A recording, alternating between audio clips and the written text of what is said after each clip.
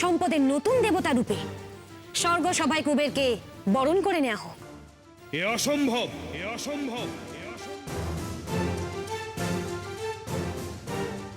এ আমরা মানি না। কুবের কখনোই দেবতা হতে পারে না।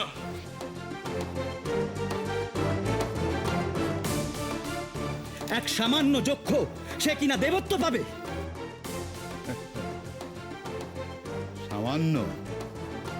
এই সামান্য যক্ষই ত্রিজগতের সমস্ত ধনরত্নের অধিকারী অগ্নিদেব। যক্ষপতি কুবের, এ কথা ভুলে যেও না যে ধনরত্নের অধিকারী হলেই যে কেউ ইন্দ্রসভায় স্থান পেতে পারে না।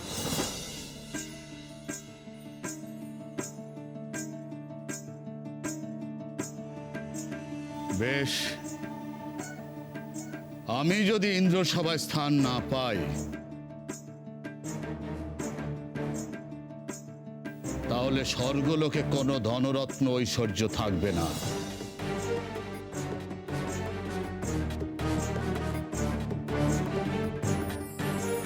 সমস্ত ঐশ্বর্য আমি যক্ষপুরীতে সঞ্চয় করব।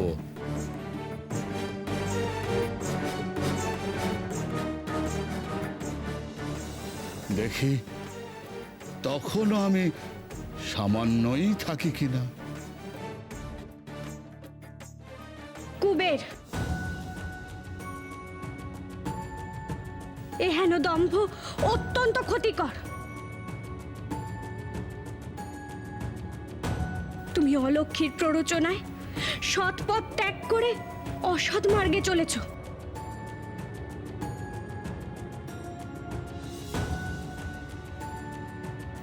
এর পরিণাম কিন্তু ভয়ঙ্কর। ক্ষমা করবেন দেবী, নিজের স্থান হারানোর ভয়ে অহেতুক আমাকে তিরস্কার করছেন।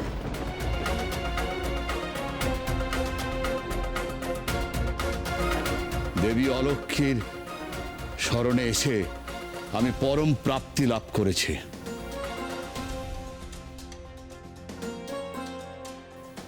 হ্যাঁ, আপনি আমাদের সামান্য ধন দান করেছেন, কিন্তু দেবী অলক্ষী আমাকে দেবত্বের পথ দেখিয়েছেন। তার কৃপা লাভে আমি ধন্য হয়েছি।